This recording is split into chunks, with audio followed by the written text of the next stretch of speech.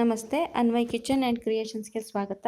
Friends, ನಾನಿವತ್ತು ಟೇಸ್ಟಿಯಾಗಿರುವಂತಹ ತುಂಬ ಸುಲಭವಾಗಿ ಮಾಡುವಂತಹ ಒಂದು ಬಿಸ್ಕೆಟನ್ನು ತೋರಿಸ್ತಾ ಇದ್ದೀನಿ. ಈ ಬಿಸ್ಕೆಟ್ನ ನೀವು ತುಂಬ ಸುಲಭವಾಗಿ ಮಾಡ್ಕೋಬೋದು, ತುಂಬ ಟೇಸ್ಟಿಯಾಗಿ ಕೂಡ ಇರುತ್ತೆ. ಇದನ್ನ ಹೇಗೆ ಮಾಡೋದು ಅಂತ ನೋಡ್ಕೊಂಬರೋಣ. ವಿಡಿಯೋ ನೋಡೋದಕ್ಕೂ ಮುಂಚೆ ನೀವು ನನ್ನ ಚಾನಲ್ಗೆ ಸಬ್ಸ್ಕ್ರೈಬ್ ಮಾಡಿಲ್ಲ ಅಂದರೆ ಪ್ಲೀಸ್ ನನ್ನ ಚಾನಲ್ಗೆ ಸಬ್ಸ್ಕ್ರೈಬ್ ಮಾಡ್ಕೊಳ್ಳಿ. ಹಾಗೆ ಪಕ್ಕದಲ್ಲಿರೋ ಬೆಲ್ ಐಕಾನ್ನ ಕ್ಲಿಕ್ ಮಾಡಿ. ನೋಡಿ ಫ್ರೆಂಡ್ಸ್, ಮೊದಲಿಗೆ ಒಂದು ಬೌಲನ್ನು ತೊಗೊಳ್ಳೋಣ. ಅದಕ್ಕೆ ನಾನಿಲ್ಲಿ ಅರ್ಧ ಕಪ್ ಆಗುವಷ್ಟು ಚಿರೋಟಿ ರವೆಯನ್ನು ಅಥವಾ ಸಣ್ಣ ರವೆ ಬರುತ್ತಲ್ಲ ಅದನ್ನ ಹಾಕ್ತಾಯಿದ್ದೀನಿ. ನಂತರ ಇದಕ್ಕೆ ಅರ್ಧ ಕಪ್ಪಷ್ಟು ಮೈದಾ ಹಿಟ್ಟನ್ನು ತೊಗೊಂಡಿದ್ದೀನಿ. ಈ ಮೈದಾ ಹಿಟ್ಟನ್ನು ಜಡಿ ಇಟ್ಕೊತಾ ಇದ್ದೀನಿ. ಅದರಲ್ಲಿ ಯಾವ್ದಾದ್ರು ಗಂಟುಗಳಿದ್ರೆ ಅದನ್ನು ಹಾಕಬೇಡಿ, ಚೆನ್ನಾಗಿರೋದಿಲ್ಲ. ಸೊ ಅರ್ಧ ಕಪ್ಪಷ್ಟು ಚಿರೋಟಿ ರವೆ ತೊಗೊಂಡ್ರೆ ಅರ್ಧ ಕಪ್ಪಷ್ಟು ಮೈದಾ ಹಿಟ್ಟು, ನಂತರ ಒಂದು ಚಿಟಿಕೆ ಆಗುವಷ್ಟು ಉಪ್ಪು, ನಂತರ ಒಂದು 1/4 ಕಪ್ ಆಗುವಷ್ಟು ಸಕ್ಕರೆಯನ್ನು ಪೌಡರ್ ಮಾಡ್ಕೊಂಡಿದ್ದೀನಿ, ಅದನ್ನು ಕೂಡ ಹಾಕ್ತಾ ಇದ್ದೀನಿ. ಹಾಕಿ ಒಂದು ರೌಂಡ್ ಚೆನ್ನಾಗಿ ಮಿಕ್ಸ್ ಮಾಡ್ಕೊಳ್ಬೇಕು. ರವೆ, ಹಿಟ್ಟು ಮತ್ತು ಸಕ್ಕರೆ ಎಲ್ಲ ಚೆನ್ನಾಗಿ ಹೊಂದ್ಕೊಳ್ಳೋ ರೀತಿ ಕೈಯಲ್ಲಿ ಒಂದು ಸತಿ ಚೆನ್ನಾಗಿ ಮಿಕ್ಸ್ ಮಾಡ್ಕೊಳ್ಳಿ. ನಂತರ ಇದಕ್ಕೆ ಹಾಲನ್ನು ಬಳಸ್ತಾ ಇದ್ದೀನಿ. ನಾನು ಇವಾಗ ಹಾಲನ್ನು ಹಾಕ್ತಾ ಇಲ್ಲ. ಒಂದು ಸತಿ ಕೈಯಲ್ಲಿ ಚೆನ್ನಾಗಿ ಮಿಕ್ಸ್ ಮಾಡ್ಕೊಂಡಾದಮೇಲೆ ಇದನ್ನ ನಾವು ನೆಕ್ಸ್ಟ್ ಅದಕ್ಕೆ ಬೇಕಾಗಿರುವಂಥ ಪದಾರ್ಥಗಳನ್ನ ಹಾಕೋಣ. ನೆಕ್ಸ್ಟ್ ಏನು ಮಾಡೋದು ಅಂತ ತಿಳಿಸ್ತೀನಿ ನೋಡಿ. ಈ ರೀತಿ ನಾವು ಮಿಕ್ಸ್ ಮಾಡ್ಕೊಂಡಾದ್ಮೇಲೆ ಇದಕ್ಕೆ ಒಂದು 2 ಚಮಚದಷ್ಟು ತುಪ್ಪವನ್ನು ಬಿಸಿ ಮಾಡಿಕೊಂಡು ಹಾಕ್ಕೊಳ್ಳೋಣ. ಈ ರೀತಿ ಹಾಕೋದ್ರಿಂದ ಬಿಸ್ಕೆಟ್ ನಿಮಗೆ ಕ್ರಿಸ್ಪಿಯಾಗಿ ಬರುತ್ತೆ. ಸೊ ಈ ಥರ ಹಾಕೋದಾದ್ಮೇಲೆ ಒಂದು ಸತಿ ನೀವು ಈ ಥರ ಮಿಕ್ಸ್ ಮಾಡ್ಕೊಳ್ಳಿ. ತುಪ್ಪ ಬಿಸಿಯಾಗಿರೋದ್ರಿಂದ ನೀವು ಈ ಥರ ಮಿಕ್ಸ್ ಮಾಡಿಕೊಂಡು ಆನಂತರ ಕೈಯಲ್ಲಿ ಮಿಕ್ಸ್ ಮಾಡ್ಕೊಳ್ಳಿ. ಈ ಥರ ನೋಡಿ, ಚೆನ್ನಾಗಿ ತುಪ್ಪ ಎಲ್ಲ ಹಿಟ್ಟು ಮತ್ತು ರವೆಗೆ ಹೊಂದ್ಕೊಳ್ಳೋ ರೀತಿ ಮಿಕ್ಸ್ ಮಾಡಿ ಆನಂತರ ನಾವು ಅದಕ್ಕೆ ಹಾಲನ್ನು ಹಾಕ್ಕೊಂಡು ಕಲಿಸ್ಕೊಳ್ಬೇಕು. ನೋಡಿ, ಈ ರೀತಿಯಾಗಿ ಚೆನ್ನಾಗಿ ಮಿಕ್ಸ್ ಮಾಡ್ಕೊಳ್ಳಿ. ನೋಡಿ, ಅದು ಕೈಯಲ್ಲಿ ನಾವು ಈ ರೀತಿ ತಗೊಂಡು ಹೀಗೆ ಮಾಡಿದ್ರೆ ಅದು ಈ ಥರ ಒಂದು ಉಂಡೆ ಆಕಾರದಲ್ಲಿ ಬಂದರೆ ಅದು ಕನ್ಸಿಸ್ಟೆನ್ಸಿ ಸರಿಯಾಗಿದೆ ಅಂತ ಅರ್ಥ. ಸೊ ಅಷ್ಟಾದ ನಂತರ ನಾವಿಲ್ಲಿ ಸ್ವಲ್ಪನೇ ಹಾಲನ್ನು ಹಾಕ್ಕೊಂಡು ಕಲಿಸ್ಕೊಳ್ಬೇಕು.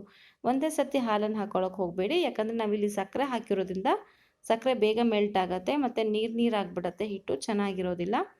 ಅದಕ್ಕೆ ಸ್ವಲ್ಪನೇ ಹಾಲು ಹಾಕ್ಕೊಂಡು ಕಲಿಸ್ಕೊಳ್ಳಿ. ಇನ್ ಕೇಸ್ ನಿಮಗೆ ನೀರು ಆಗಿಬಿಡ್ತು ಅಂತಂದರೆ ಭಯಪಡೋ ಅವಶ್ಯಕತೆ ಇಲ್ಲ. ಒಂದು 2 ಚಮಚ ಹಿಟ್ಟು ಅಥವಾ ರವೆಯನ್ನು ಹಾಕ್ಕೊಂಡು ಮಿಕ್ಸ್ ಮಾಡಿಕೊಂಡ್ರೆ ಆಯಿತು. ನೋಡಿ, ಈ ಥರ ಚೆನ್ನಾಗಿ ಕಲಿಸ್ಕೊಂಡು ಒಂದು ಸತಿ ಚೆನ್ನಾಗಿ ನಾದ್ಕೊಳ್ಳಿ. ಇದು ಈ ಥರ ಸಾಫ್ಟಾಗಿ ಒಂದು ಹಿಟ್ಟು ಡೋ ರೆಡಿ ಆಗುತ್ತೆ. ಇವಾಗ ಇದನ್ನು ನಾನು ಕ್ಲೋಸ್ ಮಾಡಿ ಒಂದು 10 ಮಿನಿಟು ಹಾಗೆ ಬಿಡ್ತೀನಿ. ಒಂದು 10 ನಿಮಿಷ ಅದನ್ನು ಬಿಟ್ಬಿಟ್ರೆ ಚೆನ್ನಾಗಿ ನೆನ್ಕೊಳ್ಳುತ್ತೆ. ಒಂದು 10 ನಿಮಿಷ ಹಾಗೆ ಬಿಡೋಣ. ನೋಡಿ ಫ್ರೆಂಡ್ಸ್, 10 ನಿಮಿಷ ಆದ ನಂತರ ಇವಾಗ ನೋಡಿ ಯಾವ ಥರ ಆಗಿದೆ ಹಿಟ್ಟು ಅಂತ. ಇವಾಗ ನಾವು ಇದನ್ನ ಏನು ಮಾಡೋಣ ಅಂದರೆ ಒಂದು ಚಿಕ್ಕ ಚಿಕ್ಕ ಉಂಡೆಗಳನ್ನಾಗಿ ಮಾಡಿಕೊಂಡು ನೋಡಿ ಈ ರೀತಿಯಾಗಿ ಇದನ್ನು ಲೈಟಾಗಿ ಪ್ರೆಸ್ ಮಾಡ್ಕೊಳ್ಬೇಕು.